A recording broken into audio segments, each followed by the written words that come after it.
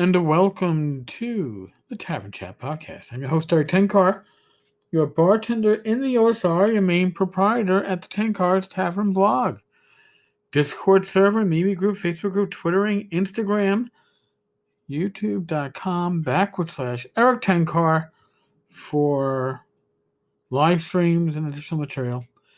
Not as much has come out there as I would like it to. I have to refocus on it, but it will.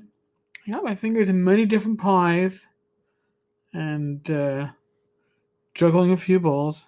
That's getting there. Also, if you go to tencarstavern.com, join the Ten Cars Tavern community newsletter. Little tidbits of information and other stuff that hasn't come out either on the blog or it has and is yet focused on. But it's a nice little summary of the last week in OSR and gaming. And I'm adding in a healthy recipe each week. For those that are like me, you gotta watch your sodium, you gotta watch your cholesterol, you gotta watch your carbs. So, it was asked, and I'm including it. So, what are we gonna talk about today? Well, as I've mentioned, I am starting work on a new campaign for the new year. It's my distraction. And I'm also trying to create material that can be used by others in their own games, but also material that will help me speed. It might not make the process speedier as I design them, but in play, it'll make things a lot easier. And one of the things, if you've played in my games at conventions, whether it's at North Texas, Game Hole, GaryCon, ShireCon, TotalCon,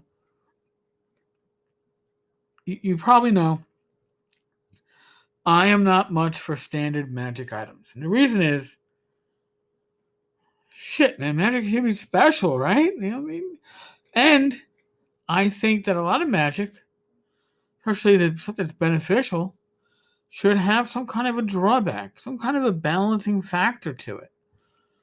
So I am working on charts, and we've seen the D30 tables, we've seen the D12 tables. I'm trying a 2D6 table, and the reason why I want 2D6 is so I can kind of skew the curve a little bit and make some things more common than others, at least by the die roll.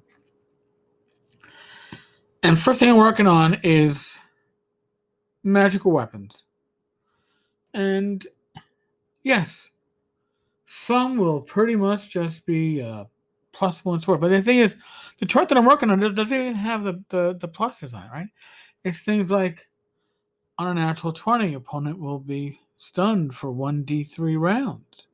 Or on a successful hit, wielder is healed 1 point. Or once per day, wielder can cast Fly as the 3rd level spell that lasts for 1 round. All right, these are pretty powerful stuff. And I'm gonna have a more powerful chart, and I'll have a less powerful chart, and maybe I'm thinking, maybe even do weapons or other magic items at least on the basis of what race created it. Well, what am I talking about? Like maybe dwarven magic items are that magic comes from the high quality of the forging. All right, so maybe they are simply a bonus, right? But elven magic items are imbued with chaotic magic. So maybe that's it. And I've given this one away. I've given away a ring of spell storing. And usually spell storing has a ritual where you can recharge the spell. But no, this ring will be recharged when a party member dies. Not necessarily at the hand of the wearer of the ring, but somebody in their party will need to pass for those spells to be renewed. And I think things like that make for memorable magic items. And you know what? If I have a +1 sword that heals 1 point of damage with each successful strike, right? That's probably more powerful, more useful than a +3 or even a +4 weapon. Yet, in and of itself, it isn't unwieldy for the balance. Or what about a magical weapon that wounds caused by this weapon can only be healed by magical means?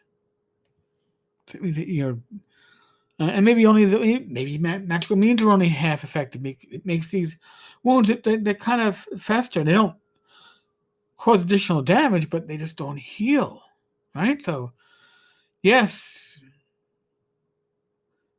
and that actually, come to think about it, would be more of a detriment to the players, right? Like they might be the victims of that weapon, and now it's in their possession. And from the player's point of view, if you think about it, your adversaries are one and done, right? Weapons like that are more effective against the PCs. And that's another topic that, one day we got to go over, is this whole idea that when it's like a video game, right? Like you're playing, I don't know, Call of Duty, Medal of Honor, one of those games, and you're not playing against other players. You're playing against a computer. You can rack up a huge kill count, right? That's not necessarily realistic, but it is what it is. But something that has a detrimental effect on opponents that are meant to be one and done is really minor. But when the item has a detrimental effect on a PC, it's really major. If an NPC can't heal, well, it doesn't probably make much of a difference because the party's going to probably make them deaded anyway, right? Like not just dead, deaded.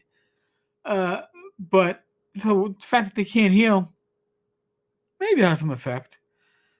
Maybe. But for the players, it's huge.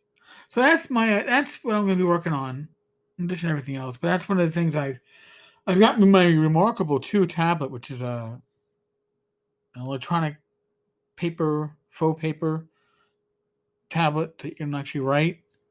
And I like the feel of it, I must say. I like the feel of writing on paper. More so than working off the keyboard. I'm going to probably do a combination of the two. But, yeah, I'm working on a 2d6 chart or 2 to 12 chart now. We'll see. Probably have it up on the blog in a day or so.